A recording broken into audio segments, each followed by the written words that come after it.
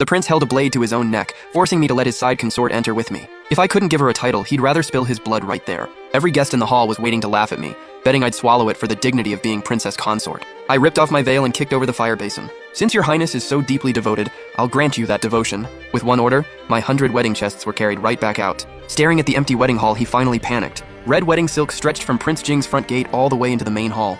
Music filled the air, and every seat was packed. My name is Yun Shuyue, the legitimate daughter of the current prime minister.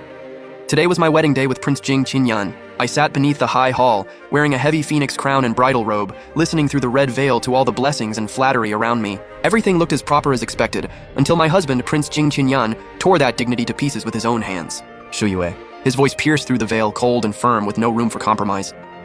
I didn't answer. According to the wedding rites, I shouldn't speak at this moment. Your Highness, the auspicious hour is almost here. Let's bow first. Qinyan ignored him and took one step forward. His voice came closer. Yun Shuyue, I have something to say to you. The noise around us slowly died down. Everyone present sensed that something was wrong. I still sat there, hands folded over my knees, steady as stone. Your Highness, if you have something to say, it can wait until after the ceremony. No need. There was clear impatience in Qinyan's voice. The next second, I heard the sharp sound of metal leaving its sheath. Shing. Gasps rose from the guest seats one after another, followed by a wave of terrified murmurs. Your Highness, Qinyan, have you lost your mind? I heard my brother Yunqi shout in shock and anger. I haven't lost my mind. Qinyan's voice was cold as ice. Yun Shuyue, today you must agree to one thing. I could feel it. That icy blade was pressed against his neck. He was using his own life to force me to bow my head. Your Highness, go ahead. Let Royan enter with you and stand as your equal. He meant Liu Royan, the woman he kept outside the manor. A soft, pitiful dancer and the one he held closest to his heart. The whole hall went dead silent.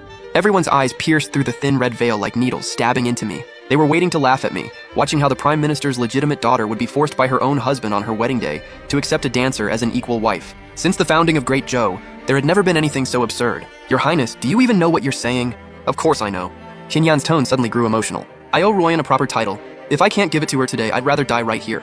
How deeply devoted.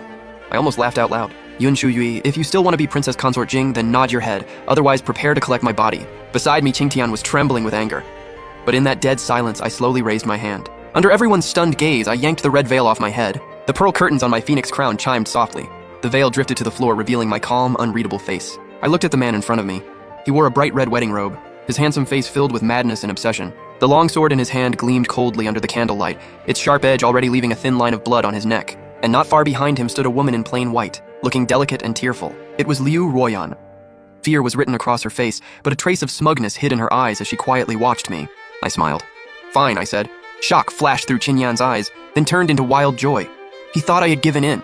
The guests also quietly breathed a sigh of relief, putting on fake smiles again as they prepared to keep watching the ceremony. I stood up, my wide wedding